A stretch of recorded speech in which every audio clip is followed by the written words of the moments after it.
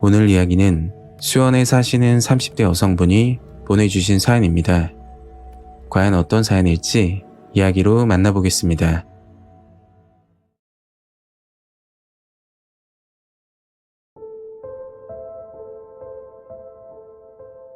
때는 10년 전쯤 있었던 일입니다. 저와 가장 친했던 친구에게 생겼던 일이고, 현재 그 친구는 많이 좋아져서 일상생활을 하고 있지만 그때 일은 잊지 못하겠다고 하더라고요. 이야기의 시작은 제가 초등학교 시절로 돌아가겠습니다. 성인이 된 지금에서야 말할 수 있지만 어릴 적 부모님이 일찍 돌아가시고 유년 시절 저는 아동 양육시설에서 지냈죠. 그 친구를 처음 본 건 초등학교 4학년, 제가 11살이 됐을 때입니다. 피부가 하얗고 누가 봐도 예쁘게 생긴 친구가 시설에 입소를 하게 됐고, 아이들의 관심은 그 친구에게 향했죠. 처음에는 그 친구와 친하게 지낸 건 아니지만 어떤 사건으로 인해서 급속도로 친해지게 되었습니다. 시설에는 기본적인 규칙 사항이 있는데 그중 취침 시간에는 밖에 나가지 못하는 규칙이 있었죠.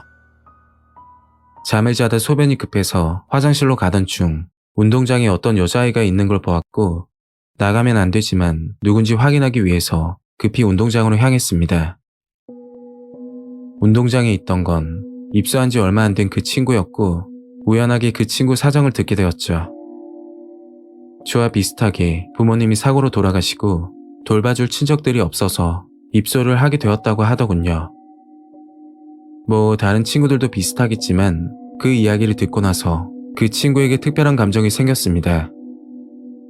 그 후로 급속도로 친해지게 되었고, 성인이 돼서 시설에서 퇴소하게 됐을 때 가족과 다름없는 사이가 되어 있었죠. 친구와 저는 지원을 받아 주거 시설로 들어갔고, 각자 일자리를 알아보기 위해서 바쁜 일정을 보내고 있었습니다. 며칠이 지나 친구가 맥주를 사들고 와서 한잔 하자고 하더라고요. 그리고 이야기를 꺼냈는데 수상한 느낌이 들더군요. 친구가 하는 이야기는 하루 수입이 100만 원 정도 되고 숙식 제공까지 된다면서 큰돈 벌고 싶으면 같이 하자고 하는 겁니다. 그래서 무슨 일인지 물어보니까 손님 응대를 해주는 건데 자세한 건 모르겠다고 하더군요. 저는 느낌이 안 좋고 의심스러워 그 일을 하지 않겠다고 했고, 친구에게 다른 일을 권하면서 말려봤지만 이미 마음을 굳힌 건지 끝까지 하겠다고 했었죠. 결국 친구는 그곳에 면접을 보고 왔고, 다음 주부터 일을 시작한다고 짐을 정리하기 시작했습니다. 그냥 여기서 출퇴근하면 안 되냐고 하니까 숙식을 꼭 해야 되는 일이라서 미안하다고 하더라고요. 그 말을 끝으로 친구는 일에 대해서 말을 하지 않았고 서로 서먹한 상태로 지내다 집을 나갔습니다. 친구는 집을 나간 뒤로 연락도 되지 않고 전화를 걸어도 없는 번호라고 나오더군요. 그때 생각은 각자 성인이고 본인이 택한 인생이니까 잘 되었으면 하는 생각으로 지냈습니다. 그리고 1년 정도 지나 친구를 다시 만나게 되었죠. 저는 그 당시 커피숍에서 일을 하고 있었는데 그날따라 몸이 좋지 않아 점장님께 말씀드리고 일찍 퇴근을 했던 날이었습니다. 병원 진료를 받고 나서 집으로 향하는데 저희 집 문 앞에 어떤 여자가 고개를 숙이고 앉아 있더군요.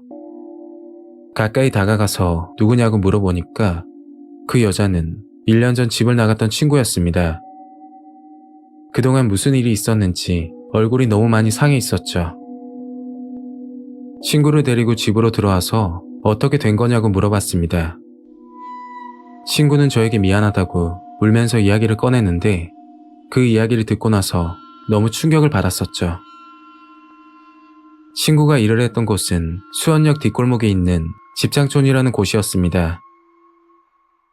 처음 친구가 면접을 보러 갔을 때 삼촌이라는 사람과 이야기를 나눴고, 그 내용은 손님들 들어오면 분위기 좀 맞춰주고 마사지만 해주면 된다고 말을 했다고 했죠. 친구는 관계까지 하는 거 아니냐면서 자세하게 물었지만 그런 것 아니라고, 만약 그런 일이 발생하면 경찰에 신고해도 좋다면서 말을 했다고 합니다. 세상 물정 모르고 순진했던 친구는 그 말을 믿고 일을 하게 된 거였죠.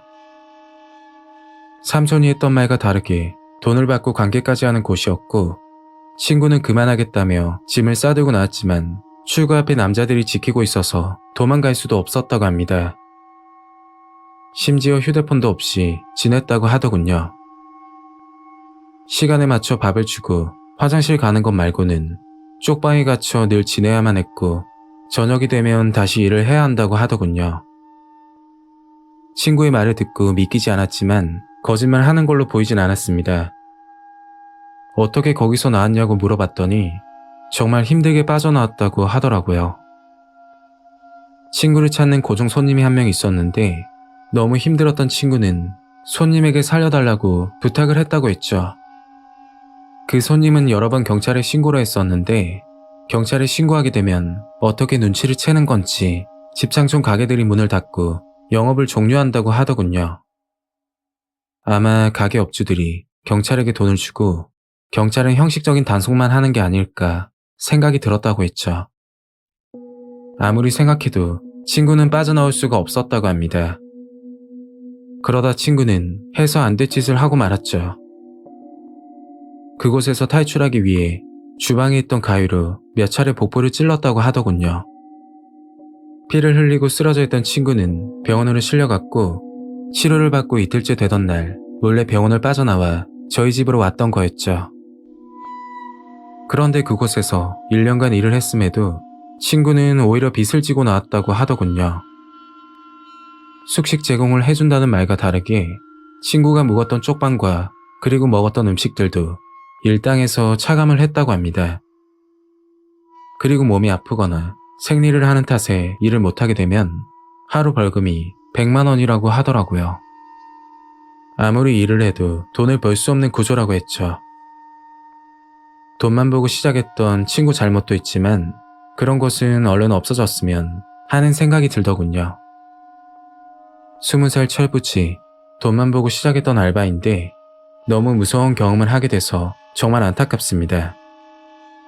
당연한 소리겠지만 돈을 많이 준다는 일은 분명 위험하거나 불법적인 일이겠죠.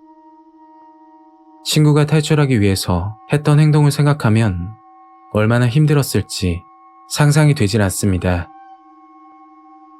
오늘 이야기는 여기까지입니다. 구독과 좋아요 잊지 않으셨죠? 다음 영상으로 또 뵐게요. 감사합니다.